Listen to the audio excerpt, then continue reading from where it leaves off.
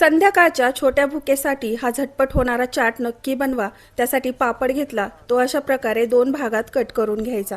नंतर गरम तव्यावर हलकासा 80 ते 90% छान सोनेरी रंगावर हा पापड भाजून घ्यायचा। पापड आता तव्यावरून बाहेर काढायचा आणि गरम असतानाच व्हिडिओ दाखवल्याप्रमाणे या पापडाला कोणचा शेप देऊन घ्यायचा। पापड थंड झाल्यावर शेप देता येत नाही। आता एका बाउल मध्ये बारीक कापलेला कांदा, बारीक केलेला टोमॅटो, काकडी, बारीक चिरलेली कोथिंबीर, लाल मिरची पावडर आणि इथे टेस्टसाठी आपण एव्हरेस्टचा चाट मसाला यात घालतोय। अर्ध्या लिंबाचा रस घातला।